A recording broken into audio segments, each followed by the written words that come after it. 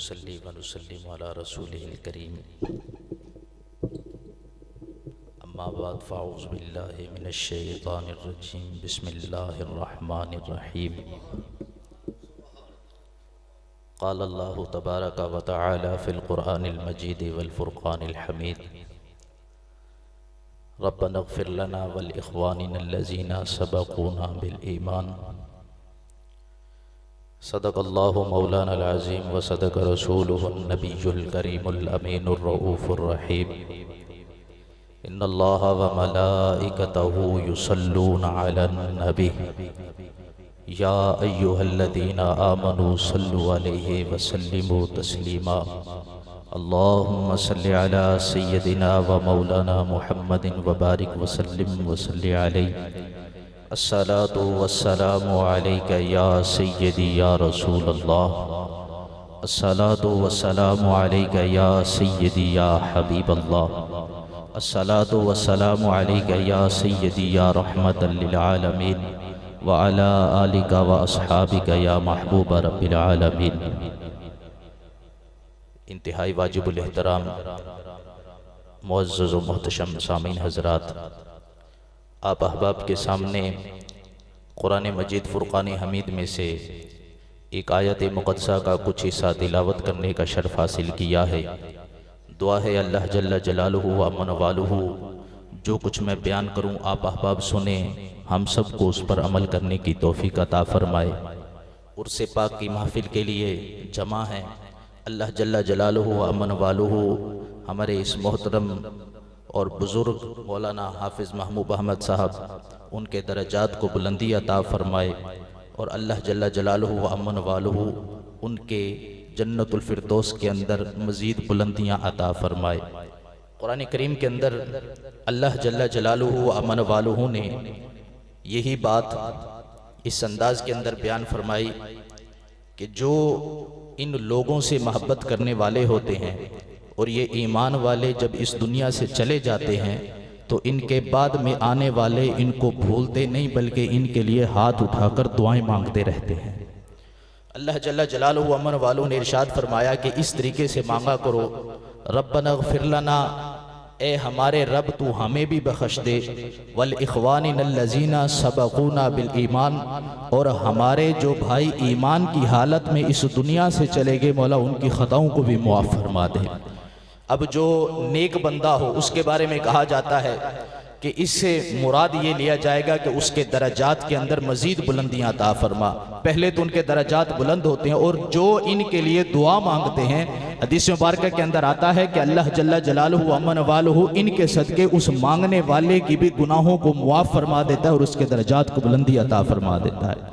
اکثر کہا جاتا ہے کہ یہ جو احباب ابھی جیسے جلالی صاحب بیان فرما رہے تھے اس دنیا سے چاہتے ہیں، جانے والا تو گیا، اب وہ تو قبر کے اندر مٹی بن گیا، اب اس کے لیے کیا دعائیں مانگنی؟ تو یاد رکھو یہاں تو آقا کریم علیہ السلام کے غلام ایسے ہیں کہ مرنے کے بعد مٹی ان کے کفن کو چھو بھی نہیں سکتی۔ اللہ رب العزت نے اتنا مقام ان کو عطا فرمایا ہے۔ اسی کے اوپر دلیل آقا کریم علیہ السلام کے پیارے غلام صحابہ، ان کو دیکھنے والا تابعی کہلاتا ہے۔ ان میں سے ایک ربیع بن حراش، ان کے بارے میں آتا ہے کہ انہوں نے اپنی زندگی کے اندر یہ قسم کھائی ہوئی تھی کہ اس وقت میں مسکراؤں گا نہیں جب تک آخرت کے اندر اپنا انجام اچھا نہیں دیکھ لیتا۔ امام سہیلی نے اس کو روز الانف کے اندر لکھا، قاضی ایاز مالکی نے شفا شریف کے اندر لکھا، اور خصائص القبرہ کے اندر علامہ جلال الدین سیوطی نے اس بات کو نقل کیا کہ یہ ربیع بن حراش اس نے قسم کھائی ہوئی تھی کہ جب تک اپنا انجام نہیں دیکھ لکھا اس وقت تک میں مسکراؤں گا نہیں۔ اس کا بھائی ربیع بن حراش، الغرض مختصراً وقت ہر کسی پر آنا ہے، جانا سب نے ہے، اس دنیا سے چلا گیا۔ ربیع بن حراش کہتے ہیں کہ ربیع کو جب ہم نے تختے پر لٹایا غسل دینے کے لیے، غسال کو بلایا، وہ آیا اور غسل دینے کے لیے جب گیا تو دیکھتا ہے کہ اس کے لبوں پر مسکراہٹ ہے، دوڑ کر باہر نکل آیا اور آ کر کہنے لگا کہ یار کیسا انسان ہے، اس دنیا سے چلا گیا ہے، لبوں پر مسکراہٹ ہے، نحن نغتسلہ فہو یتبسم، ہم اس کو غسل دیتے ہیں، اس کے لبوں پر مسکراہٹ آ رہی ہے، وہ مسکرا رہا ہے، قصہ کیا ہے، ماجرا کیا ہے؟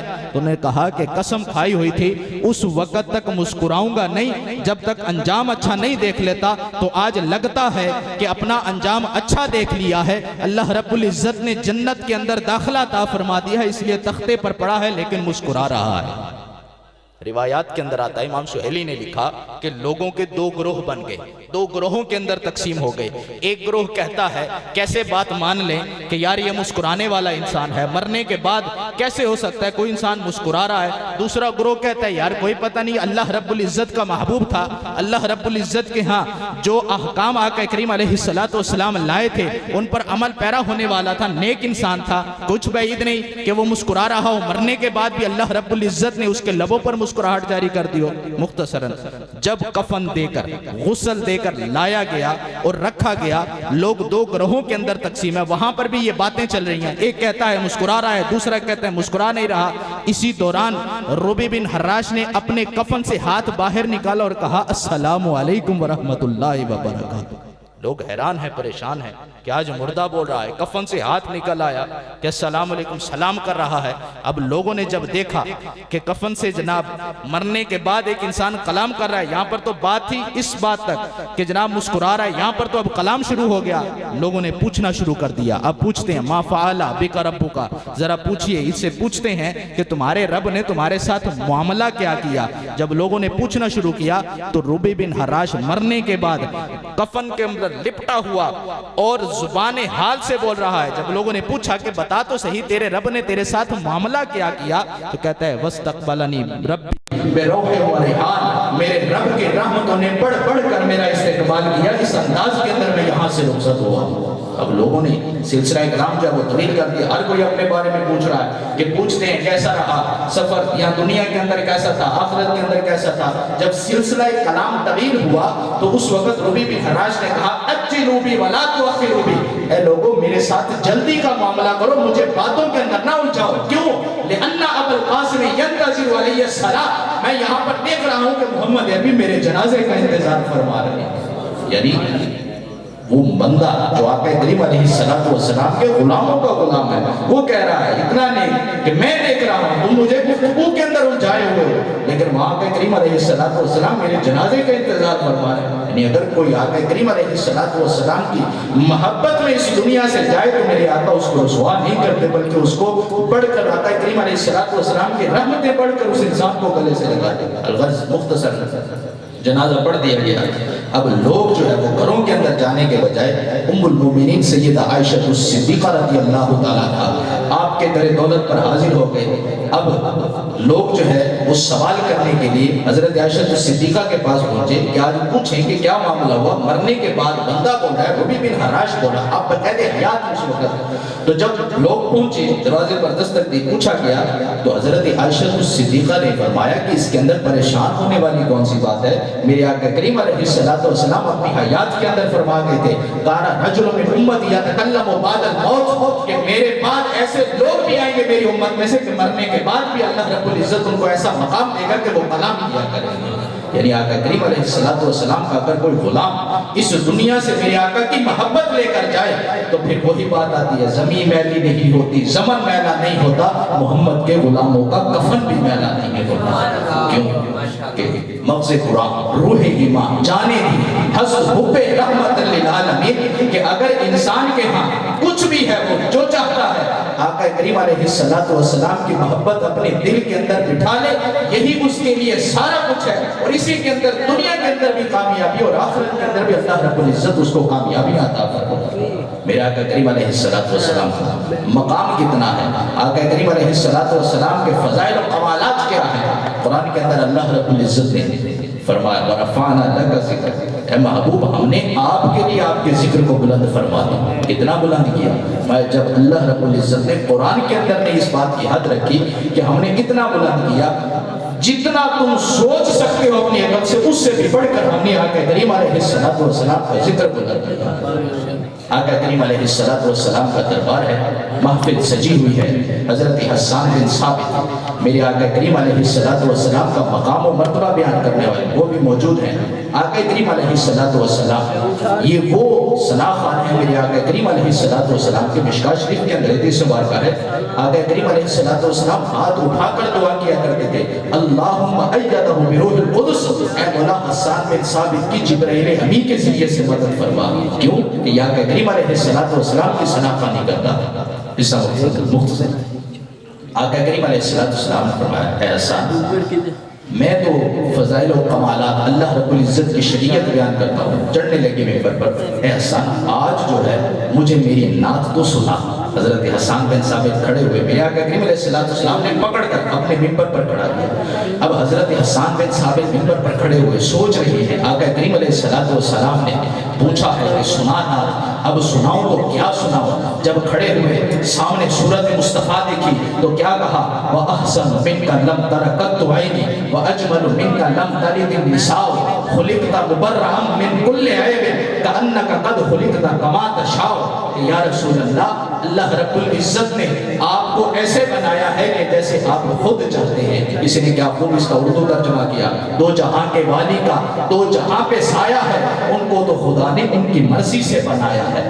حسان بن ثابت نعت سنا چکے، مقام بیان کر چکے، لیکن یہ نعت یہ مقام آقا کریم علیہ السلام کا یہاں تک رکا نہیں. اس کے بعد امام بوصیری رضی اللہ تعالیٰ یہ وہ اللہ رب العزت کے محبوب ہیں کہ ان پر فالج ہو گیا، لیکن قصیدے لکھتے تھے لوگوں کے.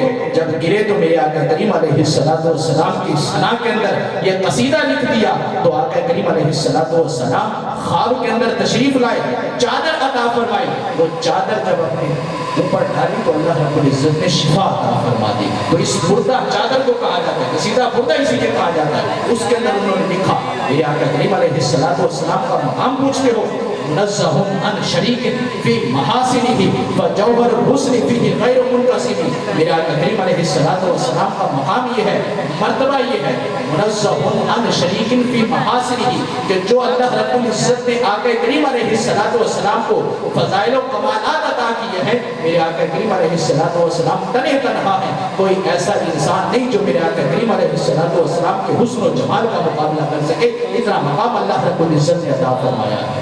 یہ نعت حسان بن ثابت سے چلی امام بوصیری تک پہنچی. امام بوصیری سے پھر شیخ سعدی نے بھی لکھا بلغ العلا بکمالہ کشفت الدجا بجمالہ حسنت جمیع خصالہ حسنت جمیع خصالہ. آیات کے اندر آتے یہ تین اشعار لکھے اور اس کے بعد قلم خاموش. اب آگے سمجھ نہیں آتی لکھیں تو کیا لکھیں.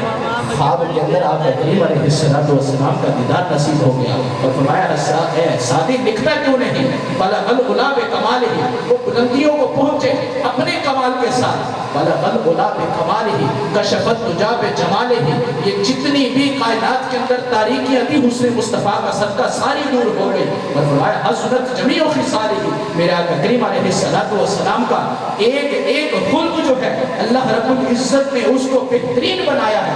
اب لکھ دے صلو علیہ وآلہ، اس سے آگے اور کچھ نہیں. محبوب آپ پر بھی سلام ہو، آپ کی اولاد پر بھی سلام ہو. اتنا مقام اللہ رب العزت نے بنا دیا. یہ آقا کریم علیہ السلام کا مقام صرف ان لوگوں تک محدود نہیں بلکہ آگے امام اشقاء اعلیٰ حضرت امام احمد رضا خان فاضل بریلی انہوں نے بھی لکھا سرور کہوں کہ مالک و مولا کہوں تجھے، سرور کہوں کہ مالک و مولا کہوں تجھے، باغ خلیل کا گلے زیبا کہوں تجھے. فرمایا کہ اے آقا سرور کہوں یا مالک و مولا کہوں، کیا کیا کہوں؟ ہر چیز اللہ رب العزت نے آپ کو عطا فرما دی ہے. باغ خلیل کا گلے زیبا کہوں تجھے، تیرے تو وصف عیب تناہی سے ہیں بری، حیران ہوں میرے شاہ میں کیا کیا کہوں تجھے. لیکن رضا نے ختم سخن اس میں کر دیا، خالق کا بندہ خلق کا آقا کہوں تجھے. یا رسول اللہ ہم تو یہی کہتے ہیں کہ اللہ رب العزت نے آپ کے بعد اگر کائنات کے اندر کسی کو سرداری عطا فرمائی ہے تو وہ آپ کو ہی عطا فرمائی ہے. اور قرآن کے اندر بھی اللہ رب العزت نے ارشاد فرمایا لا یؤمنون حتی یحکموک فیما شجر بینہم، اس وقت تک ایمان والا کامل ہو ہی نہیں سکتا جب تک آپ کے فیصلے کو تسلیم نہ کر لے کہ جو کچھ آقا کریم علیہ السلام نے فرما دیا وہی سچ ہے، وہی پر حق ہے، اس کے علاوہ کچھ بھی نہیں. کیونکہ اللہ رب العزت کے بعد اگر کسی کو شان عطا ہوئی ہے تو آقا کریم علیہ السلام کو عطا ہوئی. یہی آقا کریم علیہ السلام کی نعت یہاں تک ہوگی نہیں۔ پھر تاجدار بولڑا پھر مہر علی شاہ رحمت اللہ تعالی علیہ فاتح قادیانیت انہوں نے بھی پھر لکھا، جب آقا کریم علیہ السلام کو دیکھا نا تو کہا مکھ چند بدر شاہ شانی ہے، متھے چمکے لاٹ نورانی ہے، کالی زلف تے اکھ مستانی ہے، مخمور اکھیہن مد بھریا سبحان اللہ ما اجمل کا ما احسن کا ما اکمل کا، کتھے مہر علی کتھے تیری ثنا، کتھے مہر علی کتھے تیری ثنا، گستاخ اکھی کتھے جاڑیاں، یا رسول اللہ آپ کا مقام کتنا ہے، خواب کے اندر دیدار نصیب ہو گیا، یا رسول اللہ اس سے بڑھ کر اور ہو کیا سکتا ہے۔ کسی نے بھی سیدہ عائشہ الصدیقہ رضی اللہ تعالیٰ عنہ آپ سے پوچھا کہ ام المومنین میرے آقا کریم علیہ السلام کے فضائل و کمالات کیا ہیں، اللہ رب العزت نے آپ کو کتنا مقام عطا فرمایا ہے؟ تو سیدہ عائشہ الصدیقہ نے بڑا مختصر مگر جامع جواب دیا، کیا کبھی تم نے قرآن کھول کر نہیں پڑھا؟ الحمد سے لے کر والناس تک دیکھ لو، سارے کا سارا میرے محبوب کی شان میں اللہ رب العزت نے نازل فرمایا ہے۔ کہیں پر یاسین کہا، کہیں پر طٰہٰ کہا، کہیں پر آقا کریم علیہ السلام کی زلف واللیل کا تذکرہ، الغرض قرآن کے اندر جہاں بھی دیکھ لیا جائے میرے آقا کریم علیہ السلام اگر مدینے کی یا مکے کی گلیوں میں چلتے ہیں تو اللہ رب العزت اس کا ذکر بھی قرآن کے اندر فرما دیتا ہے۔ قرآن کے اندر ہے لا اقسم بہذا البلد وانت حل بہذا البلد، اے محبوب ہمیں اس مکہ شہر کی قسم، کیوں قسم اٹھائے؟ کیا اس کے اندر بیت اللہ ہے؟ اللہ رب العزت کا گھر ہے عزت والا، لوگ اس کا طواف کرتے ہیں، حج بیت اللہ، عمرہ، یہ ساری چیزیں اس وجہ سے اللہ رب العزت نے اس شہر کو فضیلت عطا فرمایا نہیں۔ وَأَنْتَ حِلٌّ بِهَذَا الْبَلَدِ، اگر یہ مکہ بھی متبرک بنا ہے تو اس وجہ سے محبوب آپ کے قدم یہاں پر لگ گئے ہیں، آپ یہاں پر آئے ہیں، اس سرزمین پر چلے ہیں، تو اس کی بدولت اللہ رب العزت نے اس کو بھی شان والا بنا دیا ہے۔ نعرہ تکبیر،